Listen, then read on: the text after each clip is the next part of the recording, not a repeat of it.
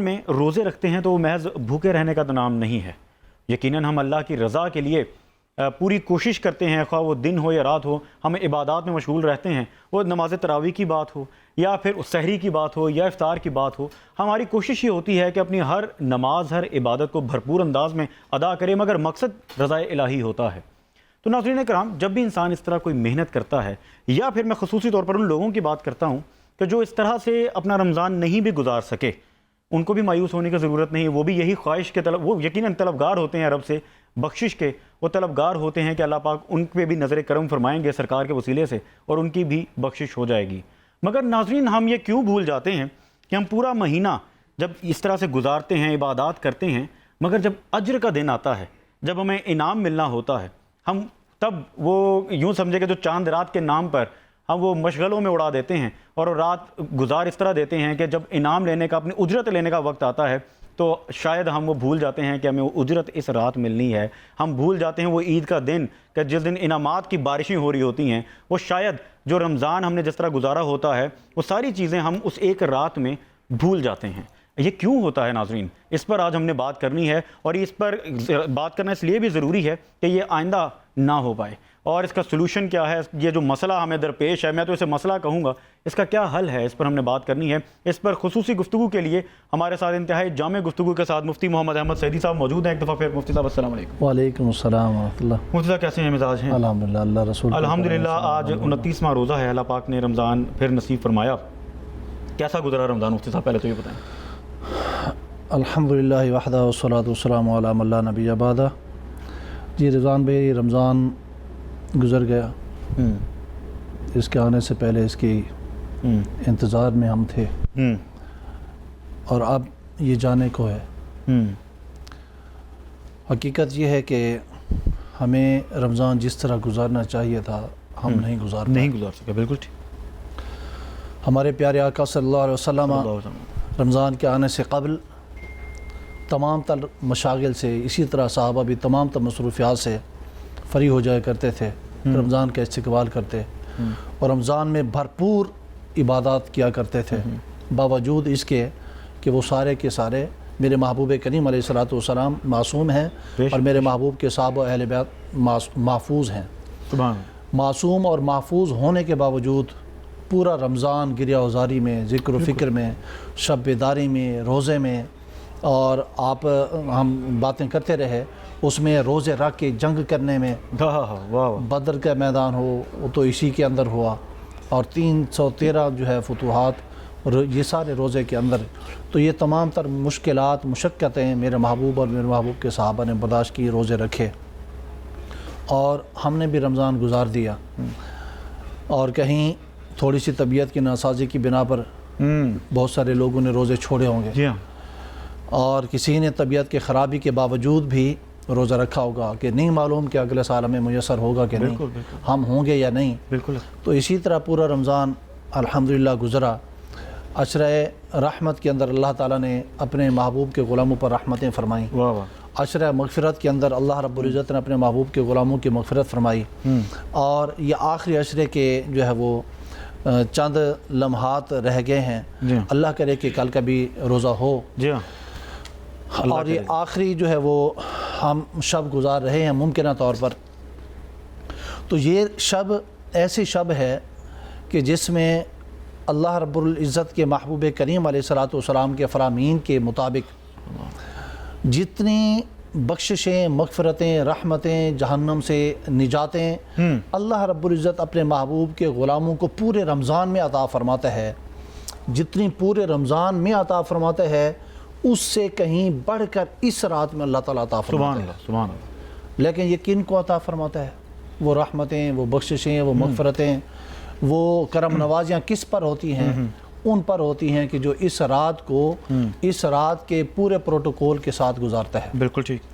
اور ادھر کنڈیشن ہماری اللہ کرے کہ ایسے ہی ہو جائے کہ ہمارے دل میں رمضان کے جانے کا دکھ ہو، غم ہو، اور ہم غم زدہ ہوں کہ معلوم نہیں کہ آئندہ رمضان ہم دیکھ پائیں گے کہ نہیں.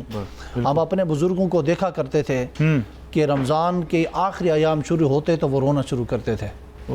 آج تو ہمیں کوئی فکر نہیں ہے، رمضان آتا ہے جاتا ہے، تو ہمیں فکر نہیں ہوتی. اس سے بلکہ یہیں پر میں بات کرنا چاہوں گا کہ ہمیں بالکل خیال رکھنا چاہیے. ہم دیکھتے ہیں کہ جیسے ہی 15 رمضان سے ہم یہ بات کرتے آ رہے ہیں کہ جیسے 15 رمضان گزرتے ہیں تو مارکیٹس اوپن ہو جاتی ہیں, ساری رات مارکیٹیں اوپن رہتی ہیں, اور پھر وہ سارا ٹائم ادھر بھی انویسٹ ہوتا ہے, وہ شاپنگ میں, عید کی تیاریوں میں, سارے معاملات ہیں.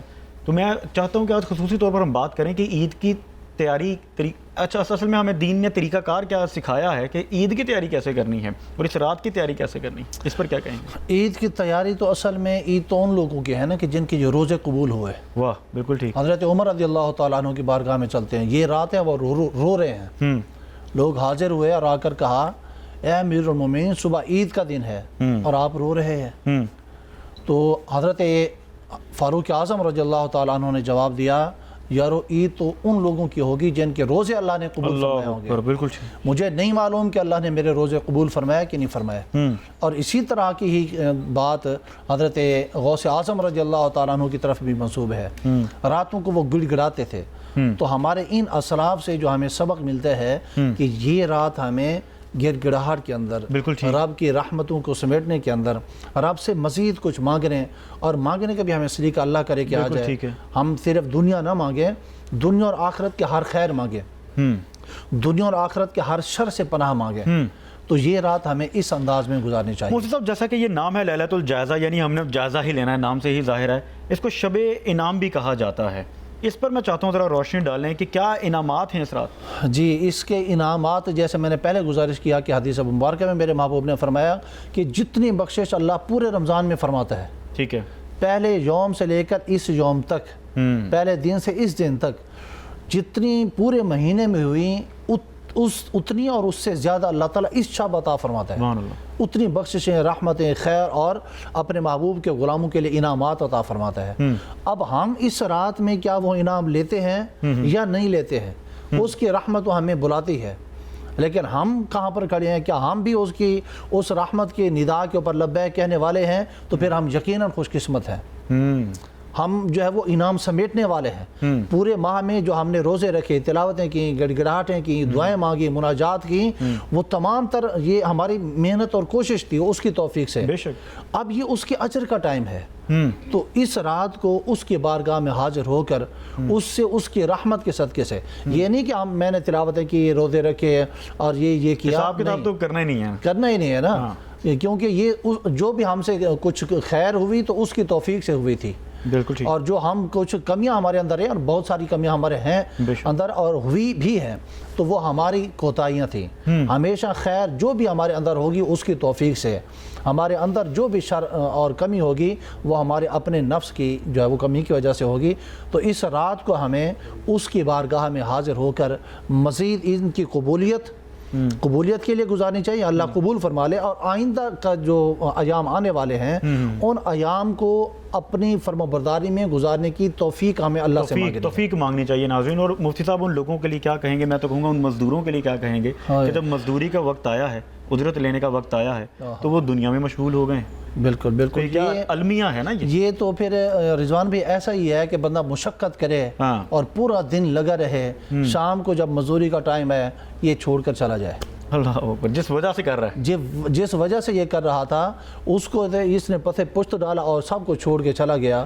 تو اللہ رب العزت کی رحمت ہمیں ہدایت دے رہی ہے, تو رب سے مانگنے کی جو ہے وہ کرنی چاہیے, اس کو ضائع نہیں کرنا چاہیے. اس کا بچاؤ مفتی صاحب کیسے ممکن ہے؟ چونکہ دنیا داری تو ہمارے اندر رچ بس گئی ہے نا, ہم دنیا داری میں اتنا زیادہ مشغول ہو گئے ہیں. یہی ایک بہت بڑی وجہ ہے کہ بڑی مشکل سے رمضان گزرتا ہے, یعنی ہم اپنے جو نارمل روٹین ہوتی ہے اس طرف آنے کی تیاری بھی کر رہے ہوتے ہیں آخری دنوں میں, تو جبکہ یہ تو بڑے غم کے دن ہیں.